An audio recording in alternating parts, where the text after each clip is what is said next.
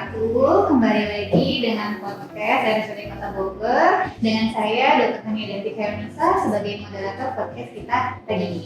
Hari ini kita akan membahas tentang waspada overthinking. Oke, sekarang kita sudah bertemu dengan dokter spesialis jiwa, dengan Dokter Dian. Selamat pagi dokter. Boleh berkenalan dulu dokter mungkin pada pemirsa sobat podcast dok. Ya saya belum pernah nih juga podcast nih. Iya dok. Nggak ada audiens ya masalahnya nih dok. Iya dok. Saya Dr. Dian Sitaapsari, ada di klinik psikiatri ya, klinik kedokteran jiwa di RSUD Kota Bogor. Ya, setiap hari Senin, Rabu dan Jumat gitu ya. Oke baik, kita langsung saja membahas tentang tema kita. Wah seru banget ya dok. Tema kita kali ini menarik ya dok untuk dibahas ya. Karena kata-kata overthinking ini sering banget disebutkan dok oleh orang-orang. Mungkin apa sih dok overthinking itu dan apakah overthinking itu merupakan gangguan penyakit dok? Overthinking yang kita bahas ini nih ya, ini sebenarnya dari diskusinya dengan pemerintah PKRS ya, kita membahas overthinking. Ya kalau secara empiris sih di ruang konseling saya itu memang sering ya pasien tuh nyebut kata-kata itu tuh, overthinking gitu ya. Kadang yang datang ke ruang konseling saya tuh mungkin di konseling juga dari teman sejawat saraf gitu ya. Ya dia datang dengan dok, saya ini sering sakit kepala gitu ya. Terus kenapa dok saya kok malah disuruh ke berjiwa gitu kan, malu ya kalau kita di masyarakat medis juga ada yang stigma ya tentang psikiatri gitu ya, karena mungkin mereka menganggap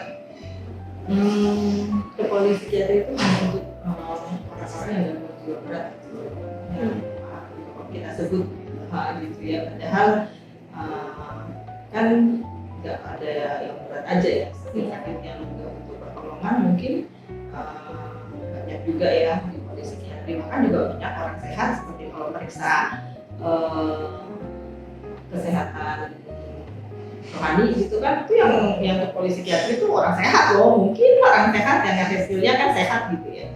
Kembali tadi apa pendapat seperti itu dari PKRS bilang bahwa banyak kata-kata overthinking ya, secara empiris banyak dok saya sering sakit kepala karena saya sering overthinking seperti itu, atau ya pikiran saya ini rame dok soalnya gitu kan, apakah ini sebuah overthinking seperti itu. Sebenarnya overthinking itu tidak hanya tentang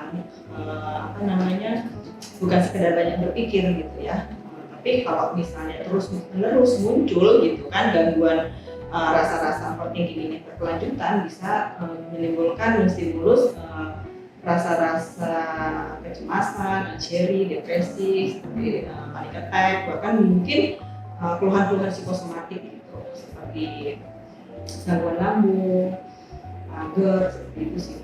Oke baik dokter, mungkin banyak ya dokter datang kayak saya nyeri kepala atau nyeri dada, nyeri perut terus menerus, namun hasil pemeriksaan labnya atau mungkin pemeriksaan yang lainnya kok bagus ya dok ya. Apakah dari overthinking itu bisa menyebabkan gangguan fisik itu sendiri atau bagaimana itu?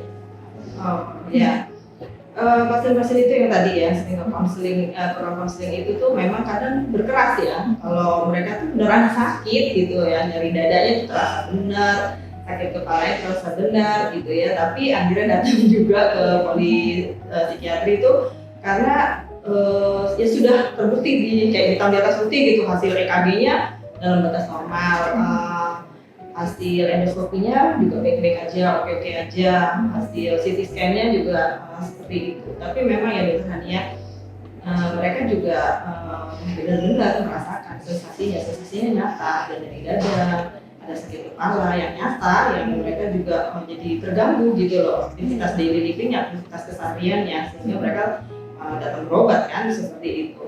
Tapi sensasinya ini bukan sensasi fisik organik gitu. Jadi kalau misalnya nyeri dada, mungkin orang akan berpikir yang di bagian dada itu isinya apa sih? Organ-organ vital, jantung, paru, kan mereka kan langsung berpikir ke yang vital ya, apakah dia ada sakit jantung, gitu kan, sehingga mereka akan segera berobat gitu. Kamu kepikiran ya dok Ya, ya?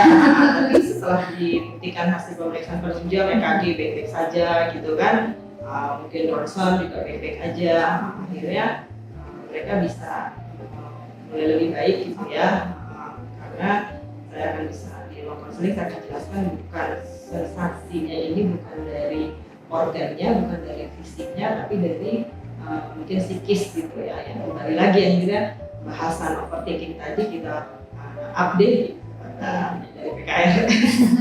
Baik dok, mungkin bisa dijelaskan sedikit ya dok, mekanisme overthinking itu seperti apa dok? Ya, seperti yang saya bilang tadi, overthinking itu tidak hanya tentang proses pikir ya, tapi proses pikir yang mungkin udah lebih kompleks ya, melibatkan semua sirkuit otak gitu ya.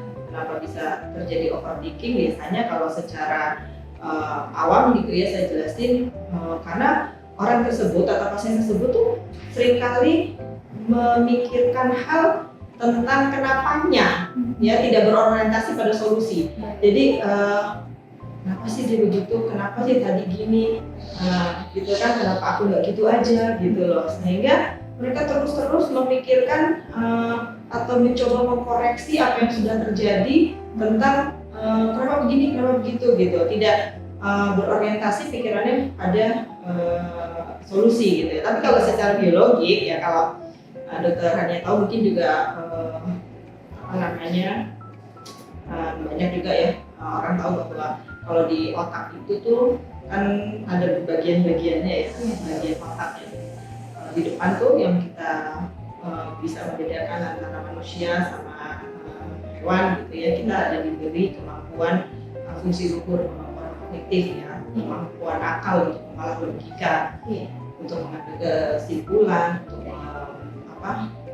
memutuskan pilihan gitu ya, kita bisa mengambil keputusan. Nah, bagian otak di mana yang di depan itu tuh kalau ada gambaran jantung, ini kita kayak podcast gini kan nggak kayak seminar ya, nggak ada gambarnya, kita nggak bisa tunjukin bagian-bagian apa nih yang terlibat gitu ya. Kalau misalnya kenapa bisa terjadi overthinking tadi, prefrontal cortex bagian otak depan ya, seringkali itu yang bagian area pemrosesan pikiran, area pemrosesan berpikir dan mengatur emosi gitu ya. Ini penuh kayak aduh gimana ya bayanginnya tuh, coba kayak mungkin sahabat RSUD bisa bayangin kayak sirkuit Mandalika ya. Nah itu tuh berliku-liku seperti itu ya. Nah pikiran yang datang itu tuh muter-muter aja di situ gitu ya. Nah akhirnya lama-lama kan kalau misalnya mesin dipakai terus gitu, kalau badan kita mobil pakai terus kan juga panas ya. Nah, dan karena mikirnya di situ tidak tentang solusi, tentang kenapa yang kita juga nggak tahu jawabannya, nggak nemuin jawabannya gitu ya. Akhirnya memicu bagian tetangganya prefrontal cortex nih yang mengatur ketakutan. Ada amigdala di situ ya. Amigdala akan ngeluarin respon-respon bahaya. Kalian aduh kenapa begitu sih, harusnya begini sih. Jadi kayak terus kepala tuh mengkoreksi yang juga gak temuin jawabannya ya. Kayak seolah-olah tuh orang akan berpikir harusnya begini, pengennya sempurna, padahal kan gak ada yang sempurna ya. Begini sempurna tuh hanya yang maha kuasa gitu kan. Akhirnya prefrontal cortex ini yang tadi dilaluin berulang gitu memicu amigdala mengeluarkan rasa fear, ketakutan ya. Jadi kayak amigdala tuh bilang, aduh ada ancaman nih gitu kan. Jadi tapi tegang terus gitu. Nah sehingga amigdala tuh punya teman satu kompleks tuh, namanya kan tadi kita bayangin kalau kompleks otak ya. Iya. Ada amigdala, sebelahnya tuh ada bestinya tuh hippocampus. Nah hippocampus tuh mau coba nenangin nih, terus dia ngeluarin hormon stres, kortisol tadi itu. Nah, kortisol meningkat, jadi tapi kortisol itu biasanya dirilis kalau sudah, ini udah oke aja nih, bukan ancaman nih, gitu kan, udah bukan bahaya nih. Akhirnya nggak tegang lagi kan? Nah, bisa dirilis terus sebentar, terus ini ditarik lagi gitu ya. Tapi karena si otaknya mikir terus, prefrontal otaknya mikir terus gitu ya, amigdala juga ngeluarin sinyal-sinyal ancaman terus, akhirnya kortisolnya meningkat terus gitu loh. Nah, jadi akhirnya kalau apa ya, kalau di sirkuit mengendalikan Gak apa-apa datang itu kan kayak ada pit ya untuk istirahat gitu ya. Nah, ada pit yang namanya tuh kalau di sistem otak tuh apa, default mode network ya, itu untuk apa namanya rest and digest ya. Iya. Jadi kalau udah muter-muter terus tuh ada pitnya tuh, udah berhenti dulu gitu kan, relax gitu ya, sehingga nggak terus-terusan bekerja aktif gitu ya. Jadi ada mengalun gitu ya, ada rest, ada relax, ada tegang lagi gitu. Tapi kalau misalnya tegang terus gitu ya, hormon stresnya naik terus, kortisolnya tinggi terus, kan kita jadi waspada ya. Iya, terus jadi akhirnya mungkin ketegangan itu bikin pasien-pasien banyak yang tidur pun dalam keadaan waspada, jadi nggak bisa tidur atau tidur mudah terbangun seperti itu, atau bahkan mungkin bisa tidur 8 jam tapi bangunnya nggak seger karena tidurnya dalam keadaan waspada. Masih bahkan ada yang juga kalau di ruang konsultasi itu kok kebawa mimpi ya, kebawa di tidur ya, di tidur tuh kayak saya benar-benar tidur tapi saya benar-benar ngerasain saya masih ngerjain pekerjaan kantor dong, kayak begitu sih. Jadi dari overthinking juga bisa menyebabkan gangguan yang kayak seperti tadi seperti tidur, insomnia, gangguan tidur seperti itu, dan jadi tidak nyenyak gitu ya dok tidurnya. Ya kalau misalnya soal berbicara apakah overthinking ini bisa menyebabkan penyakit-penyakit yang tadi dokter hanya sebut insomnia itu dari overthinking, ya belum tentu demikian ya. Kita harus terus berpikir bahwa keadaan misalnya orang tidak bisa tidur, kita tetap berpikir keadaan organiknya dulu kita singkirkan gitu ya. Apakah dia memang ada seperti mungkin gangguan obstruktif di hidung, sleep apnea gitu kan, jadi harus disingkirkan dulu tuh keadaan organiknya yang bisa menyebabkan dia susah tidur gitu sih ya. Atau mungkin dia pakai menggunakan zat-zat sebelum tidur gitu kan, ya obat-obatan, ya obat-obatan yang bikin akhirnya dia nggak bisa tidur gitu. Jadi belum tentu juga karena mesti kan overthinking gitu ya. Kan banyak juga sekarang zamannya ngopi-ngopi gitu kan ya. Banyak loh, bahkan ada pasien saya tuh nggak bisa tidur gitu ya. Terus kamu punya kebiasaan ngopi nggak? Nah iya dok, paling ya kopi ini aja sih dok, kayak latte gitu. Tapi dia minumnya 18. Gitu kan, kan udah kayaknya budaya hidup sekarang ya, orang kopi ya banyak ya, sampai kafe juga banyak ya. Jadi mungkin mereka bisa tidurnya tuh karena sebelumnya mengisi zat. Tapi kalau bicara zat ya nggak cuma kafein ya, kalau di psikiatri itu saya juga masih banyak nemuin, apalagi akhir-akhir ini ya, penyalahgunaan zat itu ya masih ada, itu bikin juga mereka yang gangguan. Baik, mungkin solusinya dok, apa cara untuk mengatasi dari overthinking ini sendiri dok? Overthinking atasinya gimana ya? Ya kalau untuk hari gini ya, bukan hari ini, kita tuh semua manusia itu setiap hari hadapin masalah kan dok. Bangun tidur gitu ya, mau tidur lagi atau mau segera berangkat gitu kan, terus atau bahkan mungkin udah siangan nih, mau mandi atau enggak ya, cuci muka doang gitu kan. Itu harus kita pecahkan. Kita perlu mampu mengambil keputusan. Mau pakai baju warna apa nih, mau pakai jas apa mau pakai batik, kita harus bisa memutuskan. Perlu hal untuk enak hati gitu ya, memutuskan banyak hal dari setiap harinya itu. Jadi setiap hari kita punya masalah. Ya mau pakai minum teh, mau pakai gula apa enggak, mau ini mau minum teh apa kopi, itu perlu bisa diputuskan biar nggak kepikiran mau pakai jas apa batik gitu, biar akhirnya nanti kalau pas di acaranya ini saltum nih, jadi kepikiran nggak bisa konsentrasi, mungkin seperti itu. Jadi kita harus memecahkan berdasarkan masalah-masalah. Oh iya, tadi pertanyaannya gimana cara mencegah supaya terjadi overthinking? Yang pahamin dulu. Kita perlu memahami bahwa ini sebuah masalah gitu ya. Dan pertama kita perlu orientasinya kita rubah, ya, tidak terus-terusan kenapa gitu ya. Kita sendiri mungkin nggak bisa nemuin jawabannya dengan diri kita sendiri gitu kan. Jadi dirubah ke berorientasi pada solusi. Kita pecahkan gitu loh. Tadi kan kita mengambil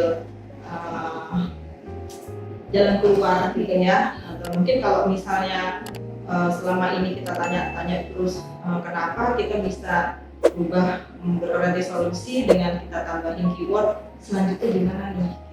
Ya, karena kegagalan kan mungkin terjadi ya, kalau atau mungkin kesalahan itu mungkin dilakukan gitu loh. Tapi bagaimana ke depannya untuk tidak terjadi lagi gitu, meminimalisasi risiko ya.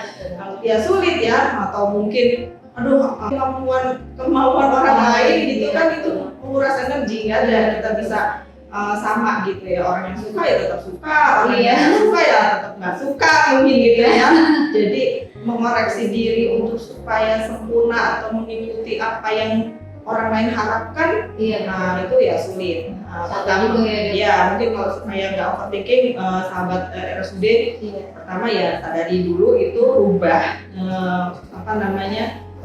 dari bertanya kenapa ke bagaimana kita selesaikannya, seperti itu. Terus yang kedua, mungkin kita nggak bisa merubah kita nggak bisa mengendalikan orang lain, ya nggak mungkin kita harusnya kamu gini, harusnya gitu.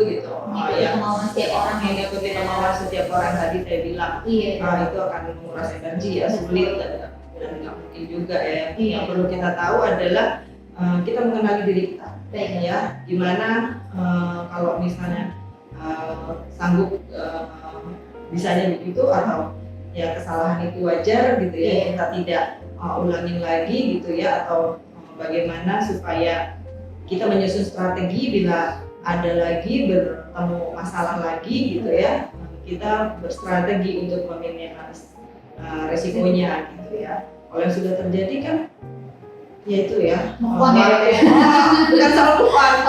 bukan. Ya kalau kita kembali ke 5 menit yang lalu aja kan nggak mungkin ya. Terus kita mengkoreksi gitu, apa ada mesin waktu Doraemon gitu kan nggak mungkin. Kita kembali lagi, terus dikoreksi lagi. Ntar pas dikoreksi begini, ternyata masih kita nemuin kesalahan, balik lagi ke waktu yang sebelumnya gitu kan nggak mungkin. Tapi bagaimana ke depannya berusaha lebih baik, introspeksi diri boleh, tapi tidak perlu terlalu berkeras gitu ya. Ya kalau melakukan penyesalan berat gitu, atau menghukum diri dengan berat gitu ya, tidak perlu demikian. Tapi bagaimana berusaha lebih baik ke depannya dengan strategi meminimalisasi resiko bila ada hal-hal yang nggak ingin dijumpai. Kan kalau ketakutan itu kan sebenarnya ada dua ya, bisa dari masa lalu sampai masa depan. Masa lalu itu mungkin karena merasa bersalah atau merasa kurang pas dengan dulu gitu kan. Jangan sampai terulang lagi kan, kita nggak mau kalau misalnya punya kejadian yang nggak enak terus terulang lagi kan nggak mau pastinya ya gitu ya. Tapi mengkoreksi terus dengan kejadian yang dulu, atau menyesali berlebihan gitu ya, kejadian yang dulu dan harusnya gini, jatuh ke dalam pikiran-pikiran yang nggak bermanfaat. Kalau waktu luang bisa senang-senang sama teman-teman, kafe misalnya, atau mungkin bisa sambil jalan-jalan sama keluarga gitu, tapi malahan waktu luangnya digunakan buat pikiran-pikiran yang kenapa tadi itu. Dan kalau fear masa depan, gimana ya kalau nanti, gimana kalau nanti begini gitu. Nah itu ya kita nggak ada yang tahu masa depan, tapi kita bisa berstrategi, bisa berjuang. Hidup kan perjuangan ya, perjalanan gitu. untuk tetap survive, bertahan, berjuang gitu kan. Dan yang paling bagus kan ya untuk menjadi lebih baik kan gitu ya. Jadi apa tadi pertanyaannya dengan Hania, apa tuh overthinking, gimana ya cara mengatasinya ya. Mungkin kan tadi dokter bilang overthinking bisa menyebabkan tidurnya kurang nyenyak ya dok ya. Mungkin bagaimana caranya biar kita bisa tidur dengan nyenyak gitu dok, untuk mengatasi si overthinking tersebut. Untuk si suka tidurnya nyak ya. Iya. Ya tadi kita perlu sadarin dulu ya, setiap ada hal yang sudah berulang nih kita pikirin, kita rubah ke konsep solusi gimana caranya gitu ya, menyelesaikan keadaan yang lagi gak enak nih gitu kan. Terus setelah berubah ini ke arah solusi, bila menjadi masih ada terjadi ya terus menerus gitu ya rasa-rasa itu berkelanjutan, ya segera seeking for help ya, dari pertolongan ya, karena mungkin itu udah menjadi sebuah gangguan yang lebih serius gitu ya. Kalau misalnya sudah ada kemungkinan gangguan kecemasan gitu ya, itu mungkin teman-teman bisa tahu, menyadari dulu tuh ada triasnya tuh, ada gangguan otonomik, mungkin sering keringat banyak kayak gitu ya, jantungnya berdebar lebih gitu ya, terus ada gangguan psikomotor jadi dia tremor, gemetar gitu kan, terus selalu keadaannya waspada, was-was berlebih, atau mungkin jatuh lagi ke gangguan yang lebih berat, misalnya sampai depression gitu, sampai depresi ya. Ada 3 yang sahabat RSUD perlu tahu gitu, trias depresi. Kalau mungkin bisa disadarin kalau kita tuh udah murung aja mukanya tuh udah muka depresi gitu ya dok, atau mungkin ada temennya murung aja kok nggak seperti biasanya yang ceria gitu ya. Trias depresi itu ada 3, kalau mukanya atau wajahnya murung, terus dia ada anergia, kayak tidak bersemangat ya, mudah lelah dengan aktivitas yang sedikit gitu ya. Dan yang ketiga tuh anhedon, rasanya nggak mudah gembira. Ya jadi kalau sudah ada rasa-rasa yang berkelanjutan seperti itu, ya seeking for help, cari deh pertolongan ya,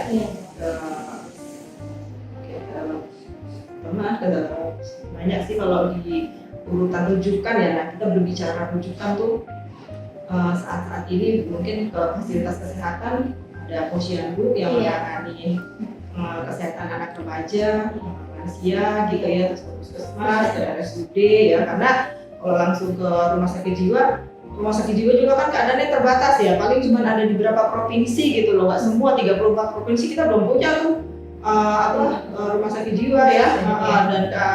Dan ini juga jumlah psikiater, psikolog itu masih terbatas dengan jumlah Indonesia ya betul. Tapi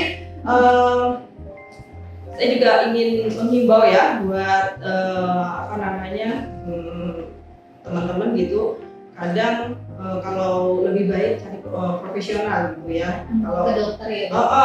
Kalau misalnya punya pikiran atau punya hal-hal yang mengganggu aktivitas sampai mengganggu secara bermakna aktivitas sehariannya, sebaiknya cari profesional, karena bisa terjamin tuh kerahasiaannya. Kadang tuh jadi masalah baru dengan cerita sama mungkin walaupun udah kayak bestie banget gitu kan, masih ada resiko untuk bocor halus ya. Ya bisa menyebar sedikit. Iya, masyarakat kita ini masih gimana ya, untuk jadi tempat curhat itu masih bagus bener, tapi kalau orangnya itu benar-benar bisa kita percaya ya. Mungkin itu boleh ya, untuk curhat, namun bisa perlu diperhatikan ya, bisa pegang rahasia enggak, karena kan kondisi-kondisi kesehatan itu kan juga merupakan hal-hal yang harus dijaga privasinya ya. Jangan sampai nanti tuh kalau udah temenan gitu ya, terus diceritain gitu kan, ya akhirnya pas saat biasanya tuh kalau mereka tuh udah lagi bersaing karir, kalau tempat kantor ya, di teman kerja gitu ya, pas saat ya mereka bersaing karir, bersaing asmara gitu ya. Nah itu mungkin akhirnya hal-hal ini kenapa diceritain kan gitu kan, orang kan berproses ya, mungkin kemarin ada lagi ngedrop gitu ya, terus akhirnya bisa bangkit lagi, kita nggak tahu gitu loh. Kegagalan itu kan pasti ada ya. Maksudnya kegagalan itu mungkin terjadi ya, tapi kan sukses juga pasti terjadi aja gitu. Iya betul, karena nggak ada yang tahu ya. Iya, jadi ya pertolongan pertama curhat mungkin dipikirkan itu sih korhatnya. Baik dokter, mungkin dari overthinking ini kapan kita menggunakan pengobatan dengan obat-obatan atau tidak perlu ini dok dengan obat-obatan? Ya, konsep gangguan jiwa itu kan bila ada keadaan yang bermakna ya, dari pola perilaku gitu ya. Kalau misalnya memang sudah bermakna mengganggu aktivitas daily living, aktivitas keseharian, berobat gitu ya. Biasanya ada gangguan-gangguan yang lebih serius gitu. Kalau dari modalitas untuk pulih itu kan sebenarnya ada 5 ya. Pertama, orangnya itu mau pulih. Iya, betul. Jadi orangnya sendiri ya dulu ya. Tadi sebelumnya kan ngapain nih ke dokter jiwa gitu, padahal dari penunjangnya udah semuanya normal ya, batas normal semua gitu kan. Kalau untuk modalitas pengobatan itu ya pengobatan tentang psikoterapi tadi atau mungkin ke arah gangguan psikiatri yang lebih serius gitu ya, bahkan mungkin psikosomatik. Yang pertama tuh modalitasnya pasti mau pulih, mau sehat gitu ya, sehingga mereka tuh berobat juga bisa kan, kita dokter pasien kan juga harus saling trust ya kan gitu ya. Modalitas itu harus pasiennya dulu yang mau pulih. Kemudian yang kedua ya tentu menggunakan terapi-terapi ya, termasuk psikofarmaka, termasuk obat-obatan yang sesuai ya. Kalau gangguan cemas gimana, kalau depresi gimana, panik attack gimana, mungkin ada penyalahgunaan zat yang terjadi juga ada gimana, atau mungkin ada organiknya ya diobatin pakai terapi-terapi yang mungkin juga pakai obat-obatan gitu kan ya. Yang ketiga support system ya, itu bukan hanya sekedar diantarin pasangannya, diantarin anaknya berobat, diantarin temennya, atau diantarin saudaranya ya, tapi tentang juga kita menolong dan support diri kita untuk supaya lebih sehat ya.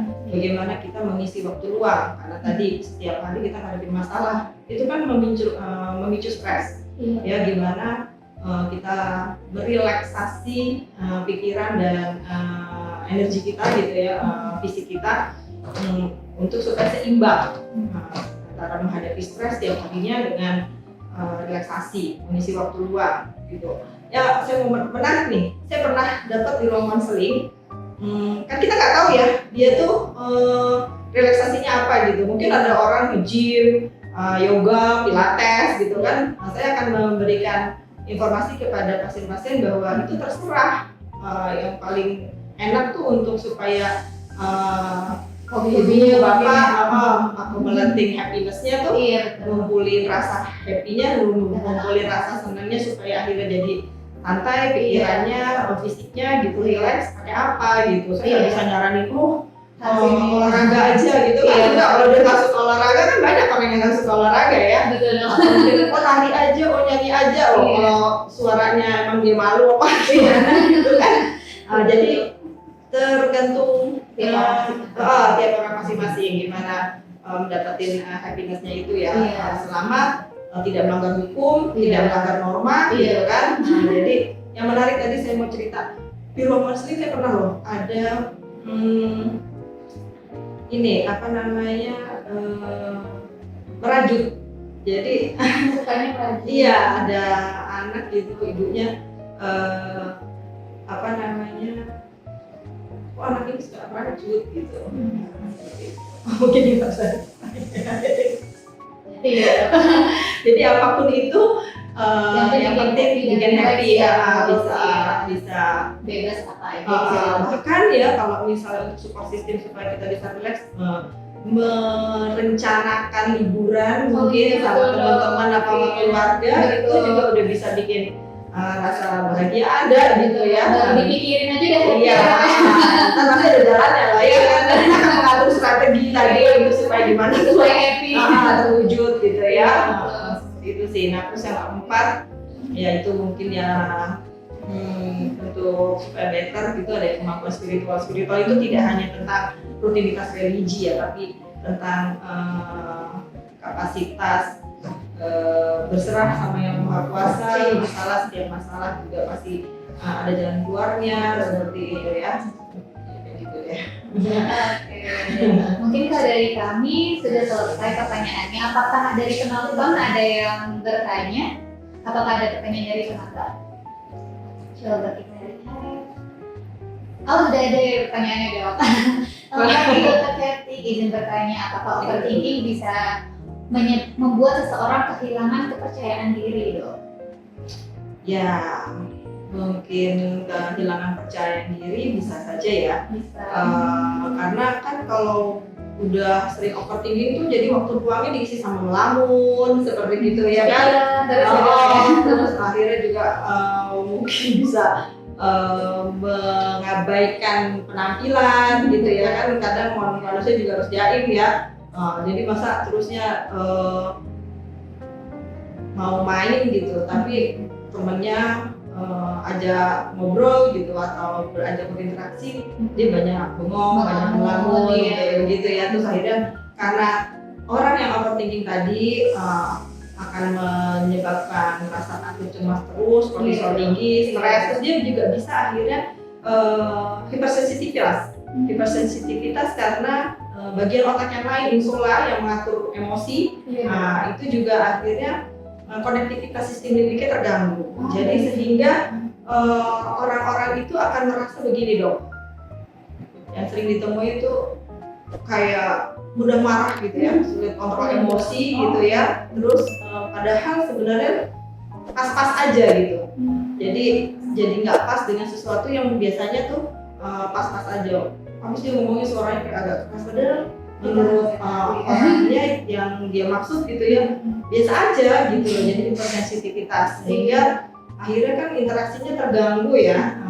Terus interaksinya terganggu, mungkin akhirnya looping ya, pikiran-pikirannya looping, makin muter-muter gitu ya, kayak lingkaran setan gitu, berpikirannya negatif terus, akhirnya kok dijauhin gitu kan. Bisa juga sih terjadi kehilangan kepedean gitu, kehilangan kepercayaan diri gitu sih. Baik dokter, mungkin pertanyaan selanjutnya ada. Dok mau tanya, kenapa kalau overthinking ujungnya malah bikin stres dok?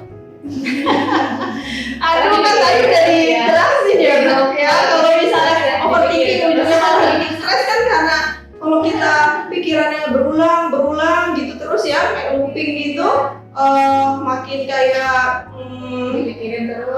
itu kan akhirnya hormon kortisol, hormon stresnya naik, ya kan? Terus jadinya malahan sensasi-sensasi juga badannya hipersensitif, ya mudah lelah seperti itu ya, sakit kepala, terus nyeri dada, tambah takut deh. Duh kenapa nih? Jatuh tambah kemana-mana, merasa jadi kayak nyerinya tuh mungkin kalau orang kan skala nyeri ada kalau dihitung 1 sampai 10 gitu kan, nyeri dada gitu kan bisa aja mungkin ya, karena mungkin kalau telat makan kan juga rasa sensasi nyeri gitu kan. Tapi karena di dada gitu kan dia bilang sakit banget gitu, mungkin skalanya 2 bisa jadi 7, 8 gitu karena hipersensitivitas. Orangnya jadi sensitif gitu ya, jadi tambah bikin stres dari yang cuma pikiran jadi ada keluhan psikosomatis yang terus akhirnya putar-putar looping makin berat gitu ya. Kadang kayak screwdriver kan pikiran itu kan, muter gitu kayak apa skrup ya, makin nancep. Skrupnya nggak ada tapi terasa sakitnya tuh ada gitu ya. Jadi aduh sakit kepala, berulang ke dokter, kok nggak sembuh-sembuh, periksa ini, periksa itu gitu ya. Karena itu tadi, dokter kan sebenarnya kan juga bukan dukun juga di-spill dulu ya dokter ya. Ya kalau misalnya bisa mengungkapkan keluhannya ya dengan dengan apa adanya, dengan jujur gitu kan, akhirnya kita bisa menemukan akar masalahnya ya. Dia bisa diagnosis dengan pas gitu ya, akar masalahnya ketemu gitu, jadi nggak tambah stres. Iya betul.